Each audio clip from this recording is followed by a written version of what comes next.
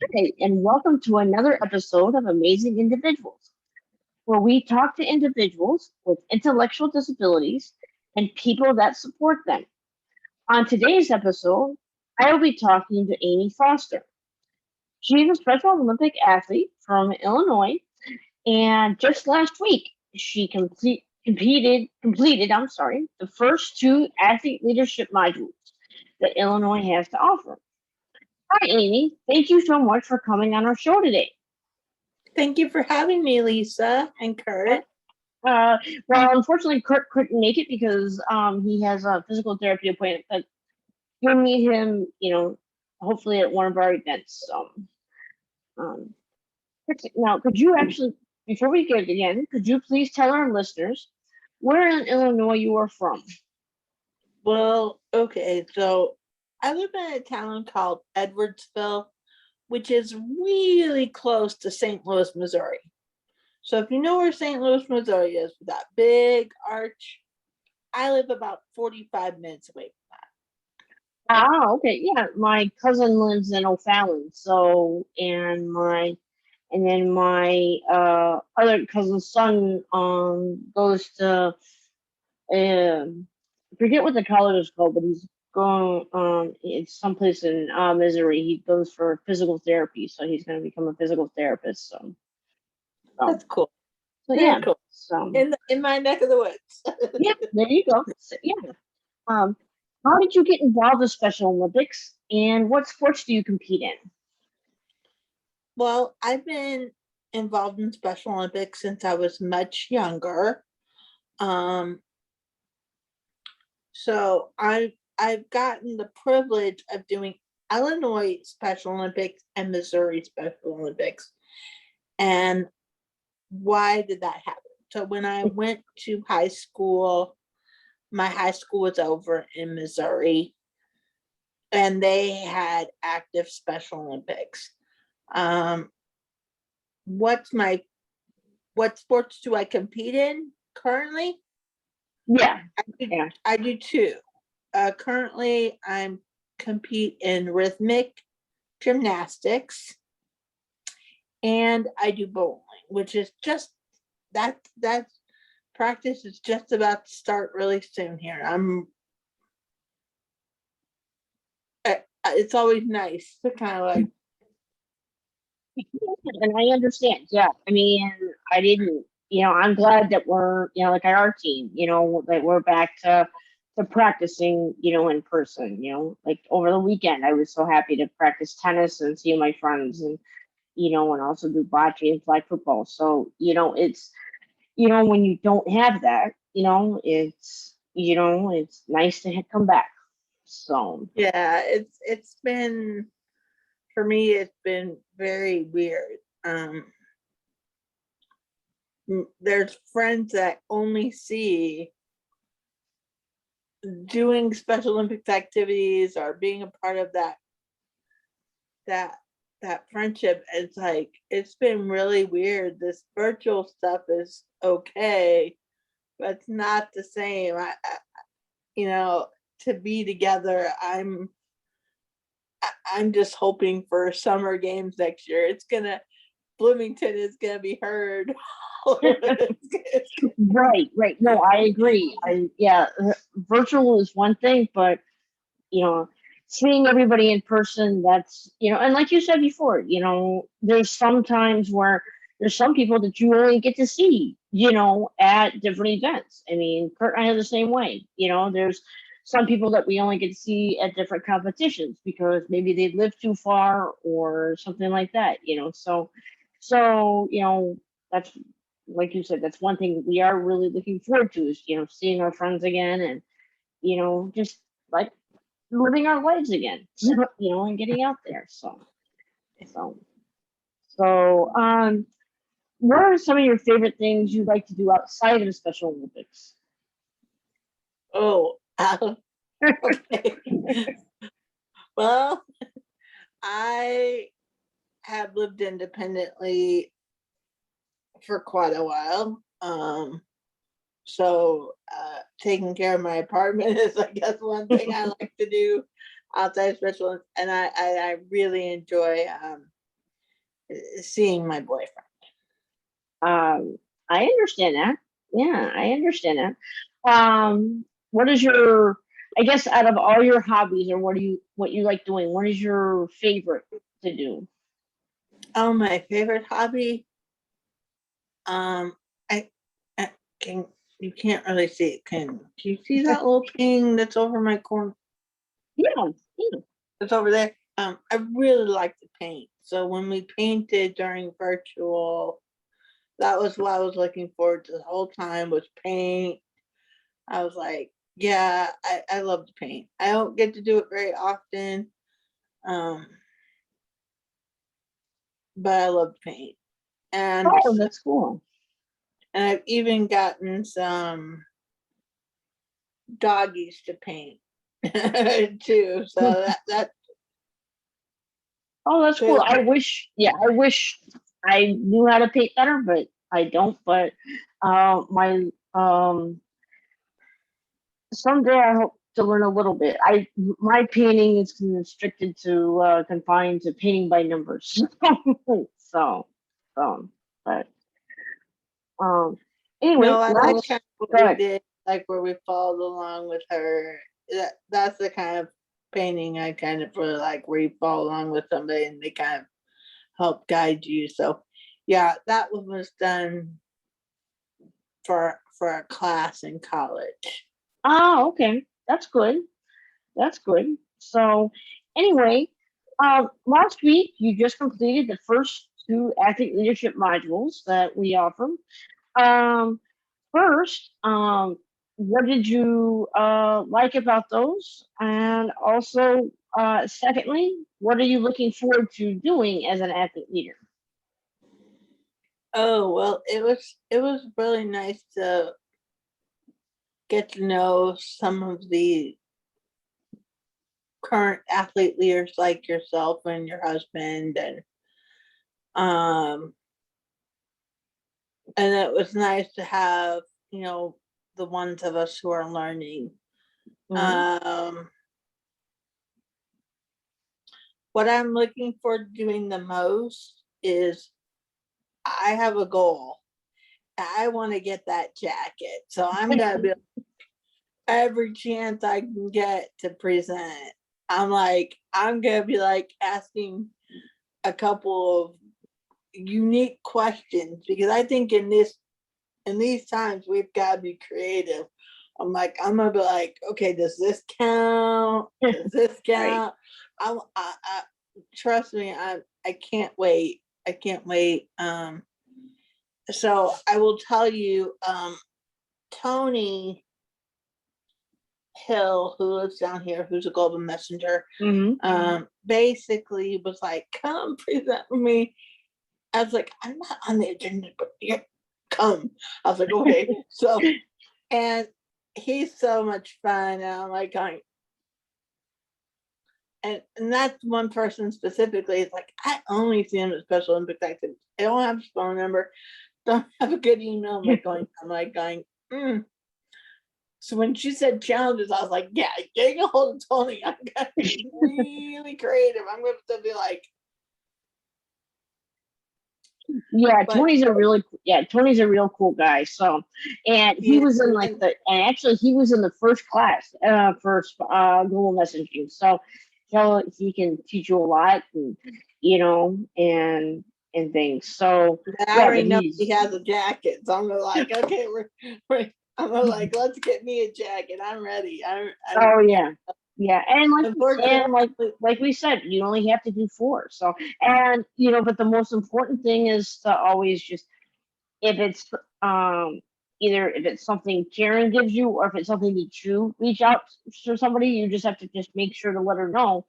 Um, because that's sometimes the hardest part is people give speeches and things, but then they forget to do to do the afterwork by telling you. Like for example, my husband and I got asked to speak to and we do it every year, but we asked that to speak, excuse me, to the Northwestern women's volleyball team on Wednesday. So I made sure to let Karen know, and and then I will follow up with her, afterwards to let her know how it goes. So but that's the only way she can kind of keep track too of how many you did. So like you said, your goal is to get the Blazers. So yeah, that's the way to do it. So And that's one, I guess, one benefit that that I have is I have a lot more flexibility in my schedule, and I have a car, so I might be able to go more places than the typical athlete leader might be able to go. So I'm really hoping that those four are not as challenging as I think they are. no, and like you said, you have the flexibility, of your schedule, and then you also have a car, so that kind of helps too, so that you can, you're not just kind of stuck just being around your, certain places. So, I mean, yeah, we don't, I mean, I drive, but we don't have a car right now, but we use Uber and Lyft a lot. So, that gives us more of a flexibility too of, going to different events. So, which is a nice thing. Um, so why is Special Olympics important to you? I, I think for me, Special Olympics has always felt like a bunch. I'm pretty much friends with almost everybody on my team, and I'm super friendly. So it's like hanging out with friends. And now, since I have learned so much more that some of my friends haven't had as many opportunities as I've had, I've done a lot of advocacy just on different issues, on making things better for all of us, not just myself. And I think that's, and just to be able to speak about how awesome it is. I mean, it's really, I mean, it's the one place that I'm not made fun of. I'm not teased. I'm I'm a Oh, I little agree. tiny bit No. older than most of the people I compete with, Hmm. and they accept the fact that I tell them I've been telling them for the last couple of years. I said, "Oh, I'm one digit," and they just don't question it. It's like, okay, Amy, you're okay. Yeah, I'm like going. For me, it's a mindset to get over the fact that I am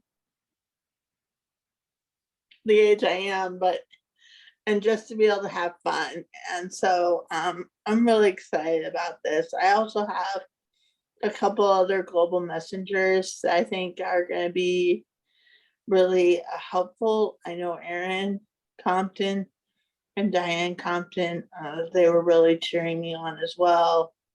So I'm really excited. Oh, that's good. Can you tell our listeners a little bit more about a little bit more about how you were a little bit of your advocacy work, like what a couple of things that you maybe advocated for? Well, I guess one of the biggest things that I've been advocating for pretty vocally is ending sub minimum wage. I just believe everybody should be paid by the hour. Mm-hmm. The only other thing that I'll say is interesting is something that most people wouldn't know in the Special Olympics world is I'm a wellness recovery action plan facilitator and educator. So facilitator just means you lead the classes, and educator means you teach the facilitators how to lead those classes. Mm-hmm. And the second thing is I'm a certified recovery support specialist. Um, and I'm the first one that they know of to come out of the intellectual and developmental disability world to get those credentials. So I've been using a lot of those experiences, and bringing those Special Olympics to that side of the world. Um, And it's amazing how I just see disability as we're all disabled. And I'm just really excited about all kinds of things. Right, and I'm glad to hear that you're an advocate like that.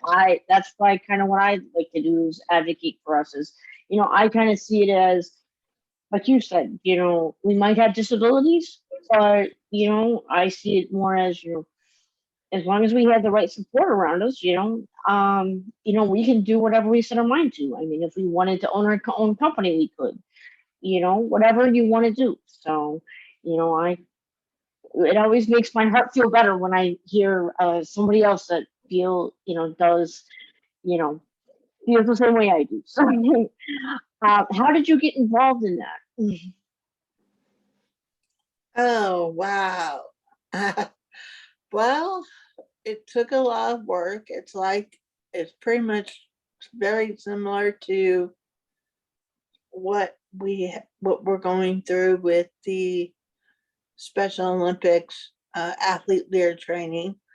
First, I'll just talk specifically the Wellness Recovery Action Plan because that'll be the easiest. Mhm. First, I had to have my own, which I do, and it's here somewhere. Yeah. I won't find it now that I'm looking for it. And it's my plan for life. It's goals that I have, and I'm constantly, for me, I always have something I'm working on. And I guess it's been a journey for me. I said I was interested way a long time ago.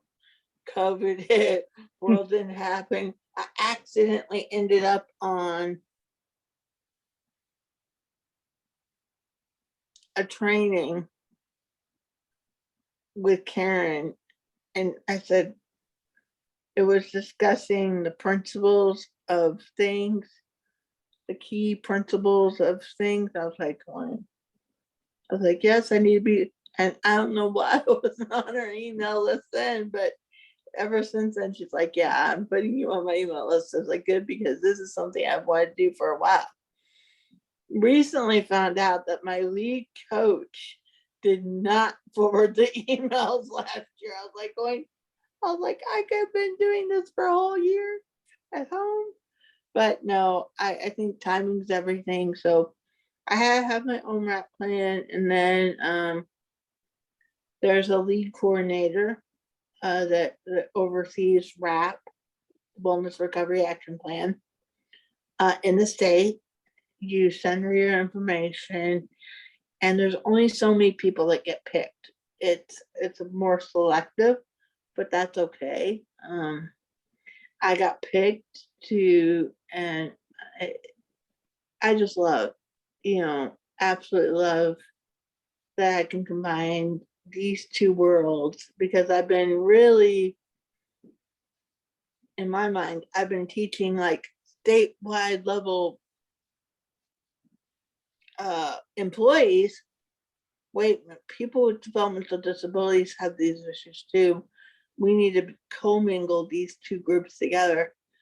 And that's one of the other big things I've been doing advocacy wise. I said, if we could just link together, so much would just change. The world would be so much better. I'm working on it. It's getting better every day. I think, like I said in the training, I may have said this, I may not have. I've been on the statewide advocacy group. It's a governor appointed board.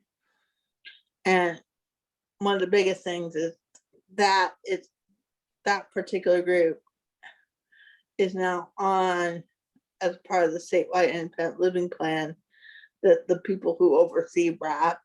I'm like, finally, so it's coming. It just, it always takes time to have a lot of hard work. And it wasn't just Amy, it was Amy and a lot of other people saying the same thing. And I have really, especially since I guess this last year when we've had to be more doing things like this, more virtual things, how things are really kind of going in together. People are really coming together to support each other and finding how we can just do it very easily without a whole lot of problems. Right, and that's a great thing for. It sounds like it's a great program. I mean, I know there's a lot of stuff that we've accomplished, but there's still a lot more we need to. For example, I'm trying to get people notice that with COVID, I mean, there's really not that much talk was of people how it affects people like us. In our community, it basically they talk about people with high risk medical conditions and seniors, but they really don't talk any about our community. So that's one of my places where I'm trying to get advocacy. I'm just in the middle of kind of writing up a presentation for before I go out there just to make sure I know how to deal with it. But that's good that you're part of that, and I'm glad that Diane and Aaron. They're really nice people. So Um, I know for down here in this local area, there's a group called the Self Advocacy Alliance, mhm. and they're like the umbrella for all these advocacy groups. I know they've done a pretty good job of doing what you said you would like to see more of.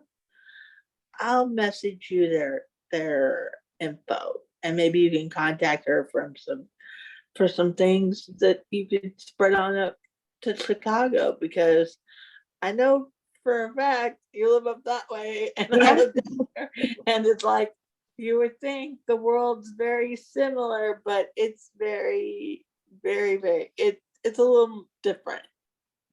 Oh yes, most definitely, and not Nobody just clears and not pizza. just and no, and not just like just in Illinois, but in all over the place.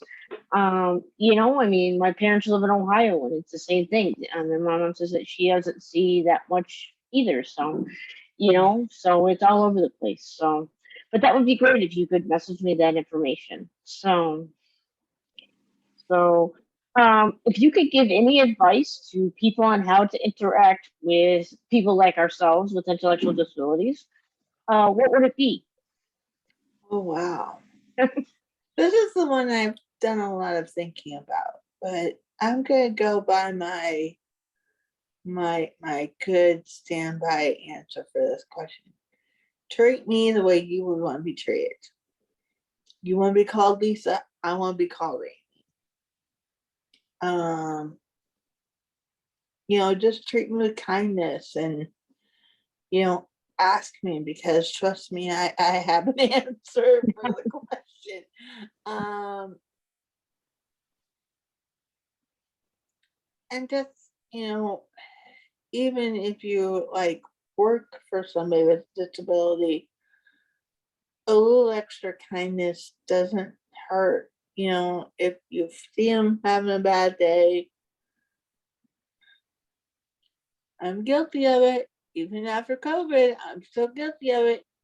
I saw somebody the other day and I gave him a side hug because I haven't seen him in over a year. I was like going, okay, we can do side hug. We're both not breathing the same. Right, right. Well, it's It's like hard. Yeah, it's hard it's because like if I think yeah, it's all in being creative and finding ways to at least show you care.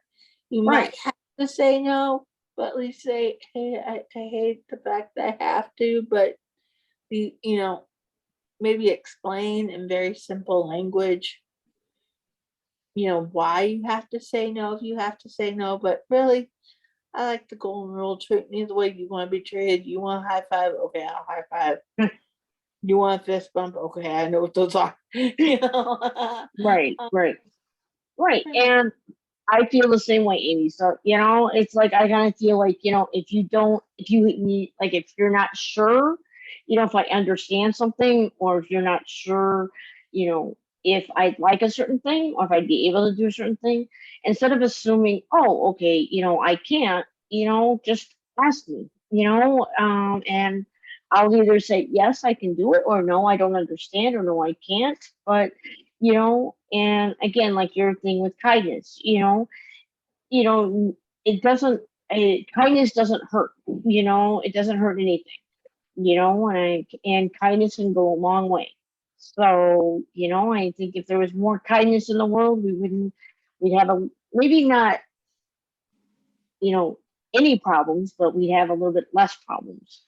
So, Yeah, I think that's why I like Special Olympics so much, is because state games is always so positive. It's like my I come back on like cloud nine and people go, what?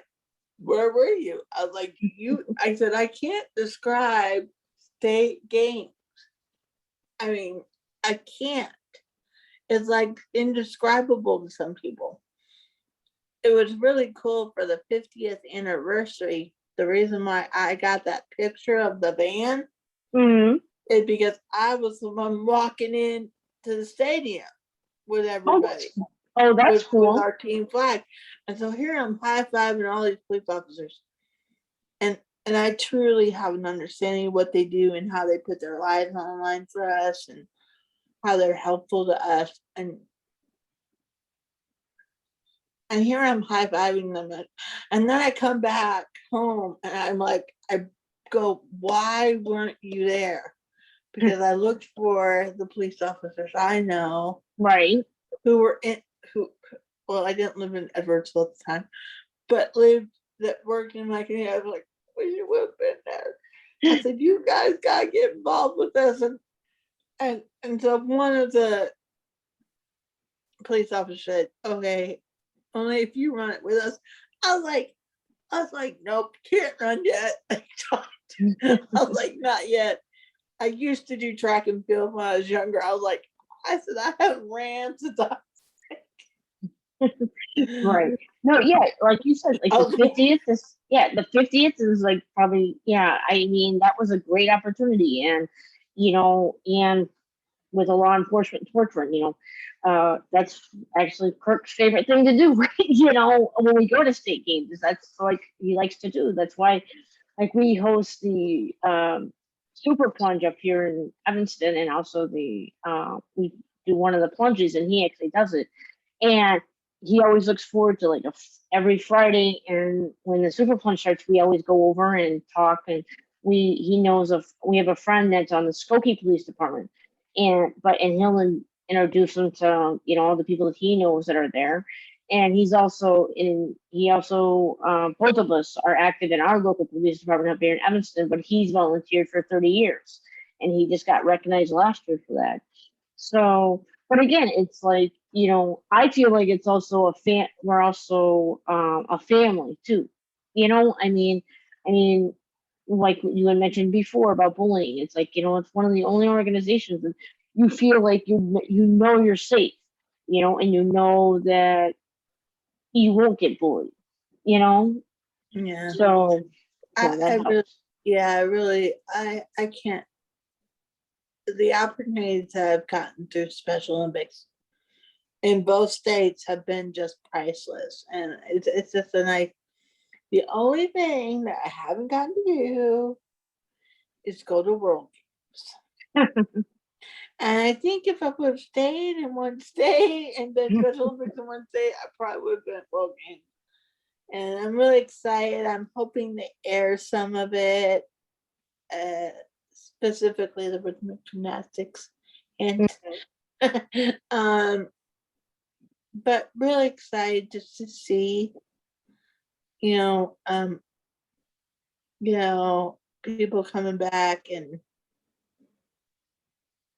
really just trying to, I can't wait to see, because I know I'll know somebody who've gotten to go.